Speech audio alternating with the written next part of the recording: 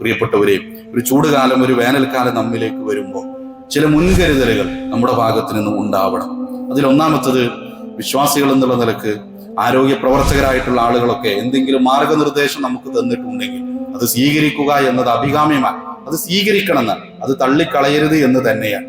ചിലപ്പോൾ സമയങ്ങളൊക്കെ നിർദ്ദേശങ്ങൾ വരും, ഇന്ന സമയത്ത് പുറത്തിറങ്ങരുത്, നേർക്കുനേരെ വെയിൽ കൊള്ളരുത് എന്നൊക്കെ പറഞ്ഞാൽ അത് സ്വീകരിക്കുക എന്നതൊരു വിശ്വാസിയെ സംബന്ധിച്ചിടത്തോളം അത് ബാധ്യത തന്നെയാണ്. അവന്റെ ശരീരത്തെ അവൻ അപകടത്തിൽ കൊണ്ട് ചെന്ന് ചാടിക്കുകയില്ല എന്ന തത്വം അതിലുണ്ട്.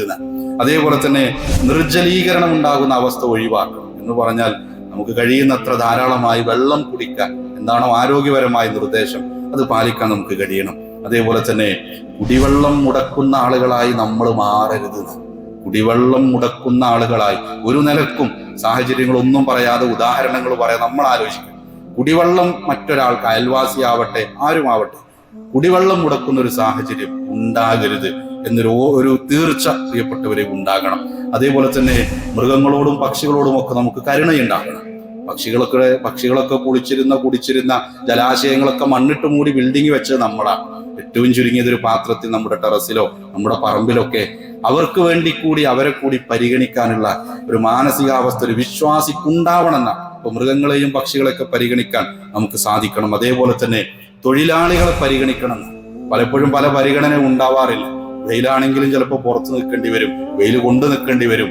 മുതലാളിമാരായിട്ടുള്ള നമ്മളൊക്കെ, അല്ലെങ്കിൽ പലരും ഉണ്ടല്ലോ, നമ്മളൊക്കെ അറിയേണ്ടത് ആ ഒരു കരുണ മൃഗങ്ങളോടുള്ളതിനേക്കാൾ മനുഷ്യരോടും ഉണ്ടാവണം എന്നതാണ്. പലപ്പോഴും ചിലതൊക്കെ കാണുമ്പോൾ നമുക്ക് വലിയ വിഷമങ്ങൾ ഉണ്ടാവാറുണ്ട്.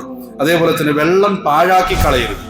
ഇത് മഴക്കാലത്ത് അല്ലെങ്കിൽ വേനൽക്കാലത്ത് മാത്രം വെള്ളം സൂക്ഷിച്ചുപയോഗിക്കുക, ബാക്കിയുള്ള സമയത്ത് എങ്ങനെയും ആവാം എന്നതല്ല.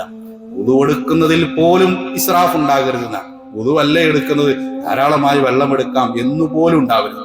അതൊരു പുഴക്കരയിൽ നിന്നാണ് എങ്കിൽ പോലും ഇസ്രാഫ് ഉണ്ടാകരുത്, ദൂർത്തുണ്ടാകരുത് എന്ന് പഠിപ്പിച്ച പ്രത്യയശാസ്ത്രത്തിന്റെ ആളുകളാണ് നമ്മൾ.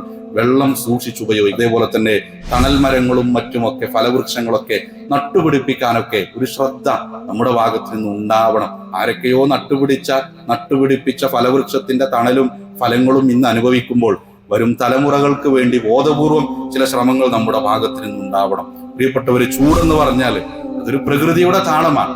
ഭൂമിയിലെ ഫലങ്ങൾ പാകമാകാനും പ്രകൃതിയുടെ ഒരു സന്തുലിതാവസ്ഥ നിലനിർത്താനൊക്കെ ചൂട് ആവശ്യമാണ്, അത്യാവശ്യമാണ്. പക്ഷേ അത് അത്യുഷ്ണമായി നമ്മെ പ്രയാസപ്പെടുത്തുന്ന, മരണത്തിലേക്ക് പോലും നയിക്കുന്ന തരത്തിൽ ചൂട് കടന്നു വരുമ്പോൾ അള്ളാഹുവിനോട് ആത്മാർത്ഥമായിട്ട് കരങ്ങൾ ഉയർത്താൻ നമുക്ക് സാധിക്കണം.